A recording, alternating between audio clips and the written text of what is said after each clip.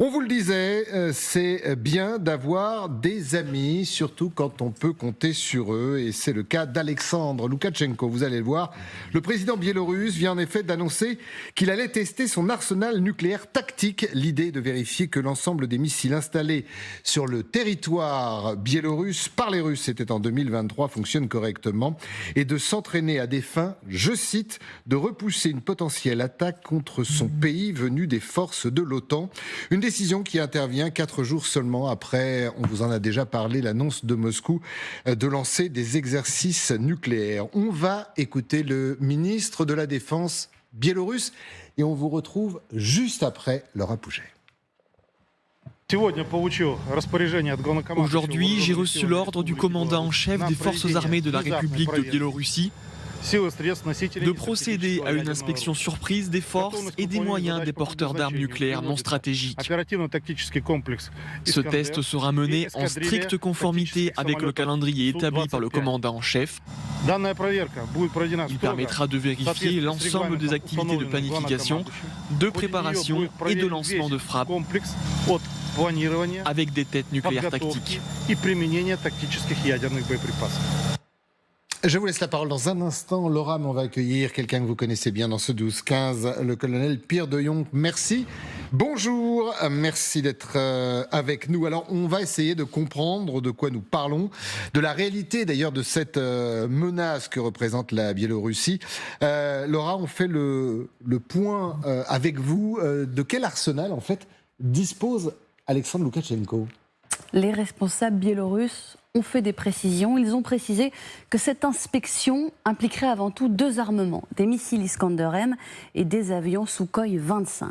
Les Iskander-M, ce sont des missiles balistiques sol-sol capables de tirer des ogives nucléaires. Les Sukhoi 25, des avions d'attaque qui ne sont eux a priori pas conçus pour tirer des ogives nucléaires, mais qui pourraient être modifiés pour porter une bombe atomique simple, c'est-à-dire sans GPS. Dans tous les cas, il s'agirait là de porteurs d'armes nucléaires tactiques, c'est-à-dire d'armes nucléaires plus petites en charge explosive que l'arme nucléaire stratégique, mais néanmoins très très destructrice. Une petite bombe tactique, c'est plusieurs fois Hiroshima, me disait tout à l'heure le spécialiste aéronautique Xavier Titelman, que j'interrogeais sur le sujet.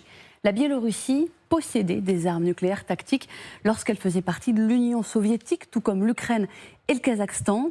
Tous 3 ont renoncé à ces armes nucléaires dans le cadre du mémorandum de Budapest en 1994. Mais en mai 2023, le dirigeant Alexandre Loukachenko a signé un accord avec Vladimir Poutine permettant à la Russie de positionner des armes nucléaires tactiques en territoire biélorusse. Les livraisons ont commencé en juin, annonce faite par Vladimir Poutine lui-même lors du Forum économique de Saint-Pétersbourg. Écoutez. Les premières ogives nucléaires ont été livrées sur le territoire du Bélarus. Ce ne sont que les premières. D'ici la fin de l'été, la fin de l'année, nous achèverons totalement et entièrement ce travail. Et en décembre dernier, à l'occasion de la visite à Minsk de Vladimir Poutine, Alexandre Loukachenko a confirmé avoir également déployé les systèmes Iskander-M remis par la Russie. Donc Laura, si je vous suis bien, c'est la suite de cet accord passé entre les 2 hommes. Une escalade de plus dans la rhétorique nucléaire, me disait tout à l'heure Xavier Titelman. Rappelons que les déclarations biélorusses interviennent le lendemain de l'annonce faite par la Russie d'exercices d'armes nucléaires tactiques prévus dans un avenir proche. Un alignement qui est très assumé, vous allez le voir. Ainsi, j'ai retrouvé une déclaration annonciatrice faite par Viktor Krenin, le ministre de la Défense que nous avons écouté tout à l'heure. Faite celle-ci au mois de janvier dernier. Un nouveau chapitre s'est ouvert dans lequel nous définirons clairement nos obligations envers nos alliés. Qu'est-ce que vous aviez dit, Christophe, tout à l'heure? C'est bien d'avoir des amis, c'est ça? C'est bien d'avoir des amis, oui. Surtout quand on peut compter sur eux. Merci beaucoup, Laura, pour toutes ces précisions. Ce sera intéressant parce que c'est un peu opaque, la Biélorussie. Je rappelle que le colonel Pierre de Jong est avec nous, mais je voudrais commencer par vous. Général Dutartre, on verra le côté sérieux de Loukachenko. Moi, c'est un personnage qui me fascine. D'abord, cette menace. Alors, je suis d'accord, vous en parliez d'ailleurs pour tout dire avec Xavier tout à l'heure, sur le fait, oui, tête nucléaire, pas tête nucléaire. Ben voilà, j'ai pas envie de vous dire peu importe, mais la menace est quand même là. Et les deux ensemble faut les prendre au sérieux. Ah, mais de toute manière, il faut toujours le suivre avec beaucoup d'attention. C'est de toute manière préoccupant. Je ne pense pas qu'il y a besoin de s'inquiéter plus que cela. Qu'est-ce que c'est qu'un exercice nucléaire ? Ce qui était intéressant, malheureusement, mais dans la déclaration de Poutine, c'est non pas un exercice stratégique, mais un exercice nucléaire tactique, ce qui est moins courant. Le nucléaire stratégique, nous, par exemple, les Français, on en fait 2 ou 3 par an, même parfois 4 fois. C'est ce qu'on appelle les exercices poker que conduit l'armée de l'air et de l'espace. Qu'est-ce qu'elle fait ? Elle se met en condition comme si elle devait aller tirer un armement nucléaire contre un adversaire, et dans des conditions extrêmement réalistes, sauf qu'on met des maquettes et on ne met pas... d'accord. Ben oui. D'accord. On ne met pas Vous n'avez pas des missiles avec des vraies charges. Voilà. Et qu'est-ce que dit Loukachenko ? C'est que lui, il dit moi j'ai des armements nucléaires aussi, donc je vais vérifier que tout ça fonctionne bien au niveau tactique. Donc comme le disait très bien Laura Pouget, c'est quoi ? C'est des missiles Iskander balistiques portée de 50 à 500 km. Quand on parle de tactique, qu'est-ce que ça veut dire ? Ça veut dire que c'est l'arme nucléaire susceptible d'être employée sur le champ de bataille. Différent de l'arme nucléaire stratégique, où là, c'est la dissuasion ultime, c'est de ville à ville, et donc ce sont des destructions immenses. Donc les Russes, depuis toujours, l'URSS à l'époque, avaient cette notion d'arme nucléaire tactique, notamment pour aller détruire les bases aériennes otaniennes. Alors, il a déclenché cet exercice, il y a 2 phases. C'est ce que dit Loukachenko, on l'écoutera tout à l'heure, mais il dit, pour justifier ces exercices, on verra après ses relations avec la Russie, mais il dit,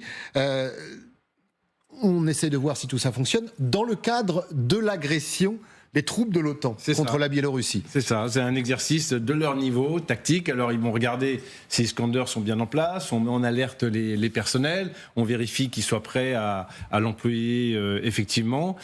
On n'a pas de preuve, on en parlait avec Xavier tout à l'heure, il n'y a pas de preuve réelle qu'il y ait les têtes nucléaires à bord des Iskander. Qu'il y ait effectivement des unités Iskander. On peut avoir des missiles stockés sans qu'il y ait de têtes nucléaires dedans. Absolument. Bah oui, parce que au départ, ce sont des missiles conventionnels. Ce sont des missiles conventionnels dans lesquels on peut mettre une ogive nucléaire. Alors, est-ce qu'il y a l'ogive nucléaire dedans ? Personnellement, je ne suis pas sûr. Que ce soit des vraies unités russes, oui. Les ogives, c'est peut-être autre chose. On n'a pas de preuve formelle de ça. Et puis enfin, comme disait Laura Puget, les Sukhoi 25, normalement, c'est un peu des Jaguars de l'époque. C'est pas des avions, c'est des vieux avions. On n'a pas de preuves formelles qu'ils aient la capacité d'emmener des armes nucléaires, mais c'est vrai qu'il y a un arsenal tellement important côté russe qu'on peut imaginer une bombe guidée ou non avec une ogive nucléaire. Et puis il y a ce pacte de 2023 entre Poutine et Loukachenko. Je vous laisse la parole dans un instant. Votre analyse, colonel Pierre de Jong, sur cette nouvelle escalade, on va dire ça comme ça, et ces propos d'Alexandre Loukachenko. D'abord, je rejoins totalement ce que vient de dire le général Dutartre. Évidemment, le Sukhoi 25 est vraiment un vieux coucou, entre guillemets, puisqu'il date des années 80. Il n'a pas de capacité, si vous voulez, d'emport de missiles de croisière. C'est ça qui est très important. Donc, il peut lancer que des bombes, et là, c'est quand même relativement compliqué, parce que j'imagine qu'il a une capacité de pénétration qui est relativement faible. Donc, il ne peut pas aller au-dessus de l'Ukraine, par exemple. Par contre, l'Iskander a déjà été tiré par les Russes, bien sûr, des missiles, je dirais, conventionnels, non nucléaires. Les missiles Iskander ont déjà été tirés à partir de Belgorod sur l'Ukraine. Donc les Russes le font régulièrement. Le deuxième point, c'est qu'on voit que se met en place actuellement dans cette région du monde un dispositif qui ressemble à celui de l'OTAN. C'est concrètement, vous avez une nation détentrice de l'armement nucléaire, comme les Américains l'ont par exemple, et puis donc là les Russes, et donc les Russes vont mettre en place des stocks, ils vont prépositionner, comme on dit, du matériel destiné à être utilisé à partir de la Biélorussie. Et pourquoi on le rapproche ? Parce que la portée est faible. Le général vient de le dire, c'est une portée entre 50 et 500 km. Quand vous gagnez 300 km, c'est 300 km de portée que vous avez gagné. Donc l'intérêt de mettre des engins en Biélorussie, c'est que vous vous rapprochez et donc vous êtes capable de tirer sur l'ensemble de l'Ukraine a priori, quoi.